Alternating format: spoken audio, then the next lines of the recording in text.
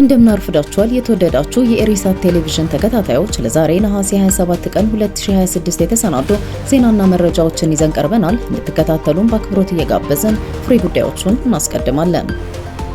ምዕራባውያን ዲፕሎማቶች በሰሜን ኢትዮጵያ ሁኔታ ላይ ያላቸውን ስጋት ገለጹ። የአላማጣና ዙሪያዋ ነዋሪዎች የእህልና ገንዘብ መዋጮ በግዴታ እየተጠየቀን ነው ሲሉ አማረሩ። የዓለም የቁንጅና ውድድር በከፍተኛ ፉክክር እየቀጠለ ነው። በዋንላ ወይን አካባቢ በተፈጸመ ጥቃት 3 ሰዎች ተገደሉ። እስራኤል የአሜሪካን እርምጃ አደነቀች። ኢራን በአሜሪካ የተጣለባት ማዕቀብ ለውጥ እንደማያመጣ ገለጸች። ወደ ዝርዝር ዜናዎቹ እናልፋለን። አብራችሁን ቆዩ።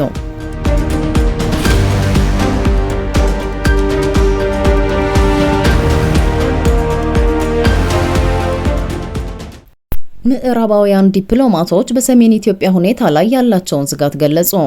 በአዲስ አበባ የሚገኙ የምዕራባውያን ሀገራት ዲፕሎማቶች የአፍሪካ ህብረት፣ የአውሮፓ ህብረትና ካናዳን ጨምሮ በሰሜን ኢትዮጵያ ያለውን ሁኔታ በትኩረትና በስጋት እየተከታተሉት መሆናቸውን አስታውቀዋል።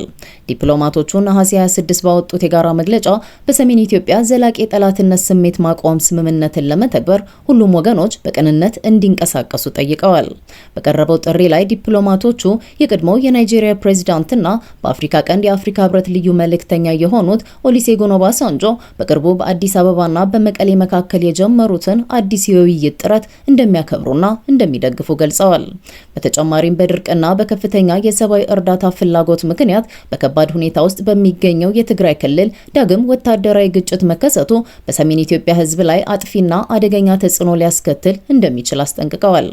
መቀመጫቸውን በአዲስ አበባ ካደረጉት የአውሮፓ ህብረት አባል ሀገራት መካከል ኦስትሪያ፣ ቤልጂየም፣ ቡልጋሪያ፣ ቼክ ሪፐብሊክ፣ ዴንማርክ፣ ፊንላንድ፣ ፈረንሳይ፣ ጀርመን፣ ግሪክ፣ ሃንጋሪ፣ አየርላንድ፣ ጣሊያን፣ ሉክዘምበርግ፣ ማልታ፣ ኔዘርላንድስ፣ ፖላንድ፣ ፖርቹጋል፣ ሮሜኒያ፣ ስሎቫኪያ፣ ስሎቬኒያ፣ ስፔን እና ስዊድን ይገኙበታል። በተጨማሪም ካናዳ፣ ኖርዌይ እና ታላቋ ብሪታንያ ጥሪውን ካቀረቡት ሀገራት መካከል ናቸው። የአፍሪካ ህብረት ልዩ መልእክተኛ ኦሉሴጉን ኦባሳንጆ በቅርቡ በትግራይ ዋና ከተማ መቀሌ ያካሄዱት ጉብኝት በኢትዮጵያ ፌዴራል መንግስትና በትግራይ ክልል ባለስልጣናት መካከል ምንም አይነት አዲስ የውይይት ሀሳብም ሆነ ተጨባጭ ውጤት ሳያመጣ መቅረቱን የትግራይ ክልል ባለስልጣናት ማስታወቃቸው ይታወሳል። የኢትዮጵያ ፌዴራል መንግስት ስለዚህ ጉዳይ እስካሁን በይፋ ያለው ነገር የለም።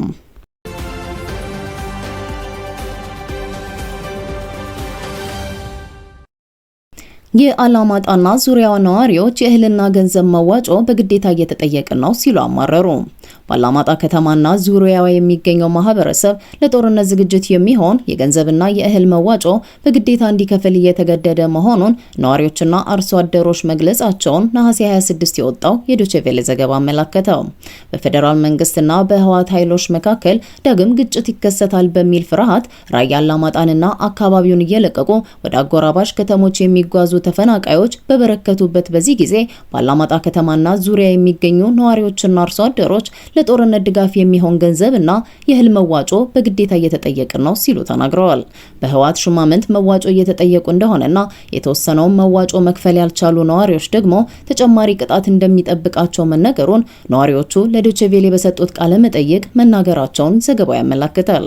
አሁን ላይ በራያና አካባቢው ክረምቱ በተጠበቀው ልክ ባለመሆኑ ለድርቅ ተዳርገናል የሚሉት አርሶ አደሮቹ ይህንን የግዴታ የእህል መዋጮ ወደ መኸር ወቅት እንዲገፉት ብንጠይቅም ተገቢ መልስ ማግኘት አልቻልንም ብለዋል።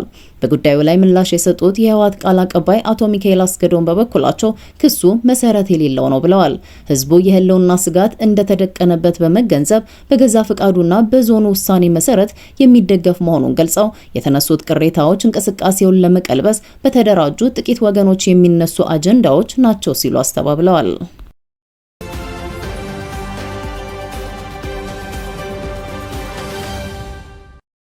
የዓለም የቁንጅና ውድድር በከፍተኛ ፉክክር እየቀጠለ ነው።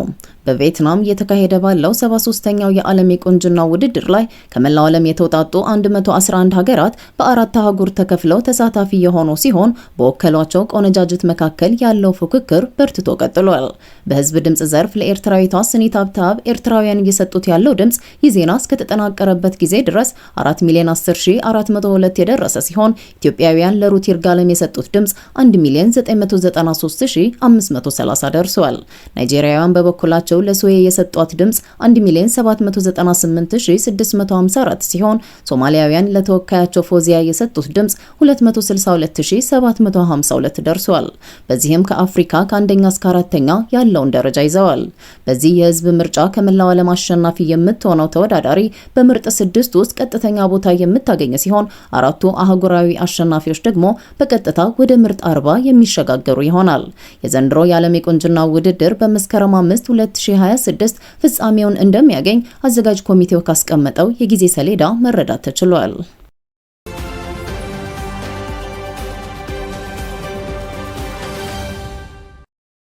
በዋላ ወይን አካባቢ በተፈጸመ ጥቃት 3 ሰዎች ተገደሉ። በሶማሊያ የታችኛው ሸበሌ ክልል ዋላ ወይን ወረዳ በምትገኘው ሸረይ መንደር ነሐሴ 26 ቀን 2026 በተፈጸመ ጥቃት 2 ሴቶችን ጨምሮ ቢያንስ 3 ሰዎች መገደላቸውን የጸጥታ ምንጮችና የአካባቢው ነዋሪዎች ገለጹ። የአካባቢው ምንጮች እንዳስታወቁት የጥቃቱ ሙሉ ዝርዝርና ስፋት እስካሁን ግልጽ ባይሆንም በጥቃቱ ሌሎች በርካታ ሰዎችም መቁሰላቸውን ገልጸዋል። ጥቃቱ የተፈጸመበት አካባቢ ቀደም ሲል የታጠቁ የሚሊሻ አባላት ህገወጥ የፍተሻ ኬላ አድርገው ሲጠቀሙበት የነበረ መሆኑ ተገልጿል።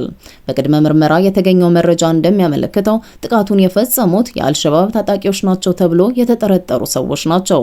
በጥቃቱ የሞቱና የቆሰሉ ሰዎች ቁጥር ከዚህ በላይ ሊጨምር እንደሚችል ስጋት መኖሩን ባይዶዋ ኦንላይን ዘግቧል።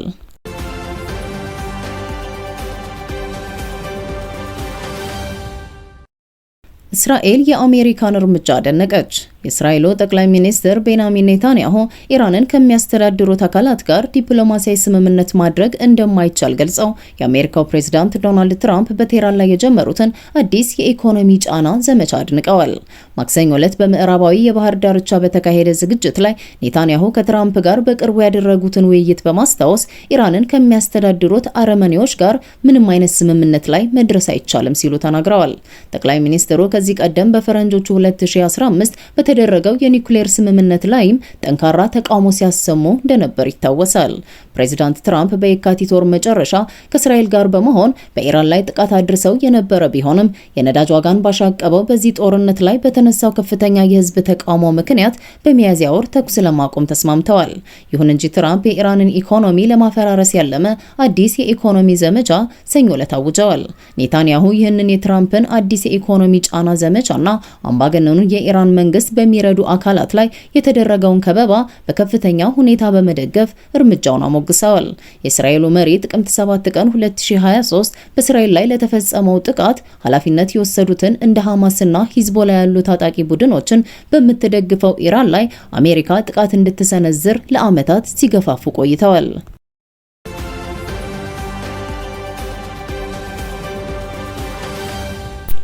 በመጨረሻም ኢራን በአሜሪካ የተጣለባት ማዕቀብ ለውጥ እንደማያመጣ ገለጸች። አሜሪካ በኢራን ላይ አዲስ የጣለችው የኢኮኖሚ ማዕቀብ ምንም አይነት ግብ አያሳካም ሲሉ የኢራኑ ፕሬዝዳንት መሱድ ፔዜሽኪያን ተናገሩ። ፕሬዝዳንቱ ስለ አዲሱ ማዕቀብ መልስ በሰጡበት ወቅት እንዳሉት ሀገራቸው ከማዕቀቡ አንጻር በጥንካሬ ትቆማለች። የአሜሪካው የግምጃ ቤት ሹም ስኮት ቤሰንት በበኩላቸው በኢራን ላይ የኢኮኖሚ ማነቆ ለመፍጠርና ማዕቀቡን የማይቀበሉ ሀገራት ከባድ ዋጋ እንደሚያስከፍላቸው አስጠንቅቀዋል።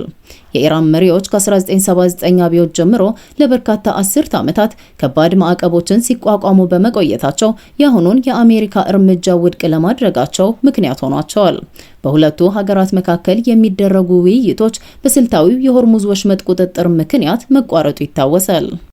የዓለም አቀፉን የነዳጅና የተፈጥሮ ጋዝ 20 በመቶ ገደማ በሚያሳልፈው በወሳኙ የባህር ወሽመጥ የነበረው የመጓጓዣ እንቅስቃሴ በመስተጓጎሉ የዓለም የኃይል ገበያ ተቃውሷል። ኢራን በጎርጎሮሳዊ የካቲት ወር ጦርነቱ ከተቀሰቀሰ ጀምሮ በወሽመጡ በሚያልፉ መርከቦች ላይ ክፍያ ለመጫን እየሞከረች ትገኛለች።